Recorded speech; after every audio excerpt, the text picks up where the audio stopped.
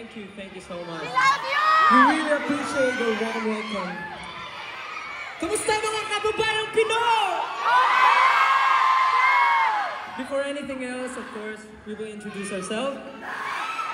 Hi everyone, it's your boy Stel.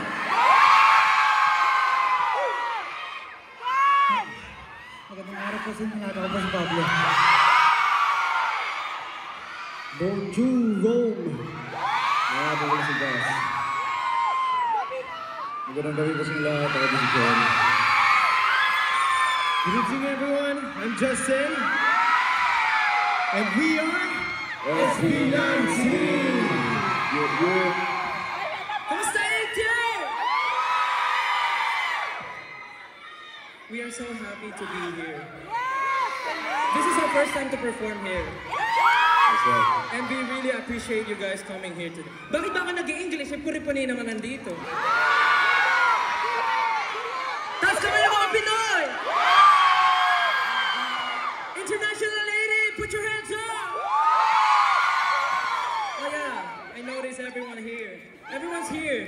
And I think everyone's happy to see us for the first time here. Really? Are you guys happy to see us? Yeah, we are very thankful to be here today, to perform in front of you.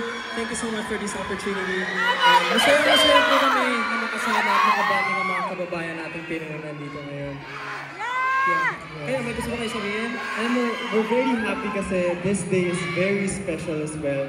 Kasi we're celebrating the 2025 Jubilee. So, yun po talagang we're very happy and excited to be here to have this opportunity kasi it's such a big milestone for the Catholic Church. So maraming salamat po. And syempre dito sa Sama sa Roma, gathering ng lahat ng mga Pilipino for this celebration. You know what? It's a global call for unity, hope, and inspiration for all the Filipinos. Yes! Kaya nagpapasalamat po kami kasi napakaganda ng initiative nito. At naimbitahan kami at mag-perform sa harapan niyo. Maraming salamat po sa lahat ng bumubuo ng programa. Yeah, po. And there are so many pilgrims here from all over the world. Kaya naman po, gusto ko lang syempre isa-isahin sana at magkaroon na tayo ng tinatawag natin vibe check. Syempre, who among from you guys are based in Rome?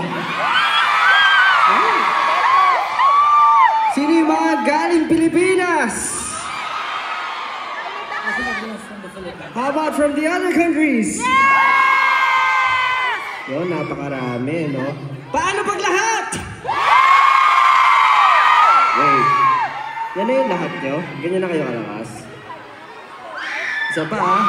One more time. Let's try it again one more time. 18 Italy magigay!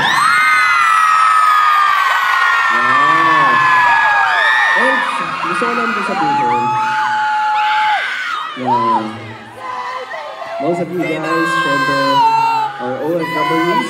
Alam ko po yun na itama kami po sa atin na pumupunta dito na ipagsapalaran para magtrabaho. At ito po, syempre, yung mga susunod po naming kakantahin ay sigurado po you will be able to relate. Ito po ay lalo-lalo sa mga magulang na manalayo sa pamilya nila. At syempre para rin sa mga anak natin na malayo sa kanilang mga pamilya rin. At syempre alam ko rin po na bawat oras na lumilipas na nandito kayo malayo sa inyong mga family, most probably you guys are running out of time as well. So, huwag na po natin patagalin para po sa susunod natin na kantahin. Ito po ang mapa.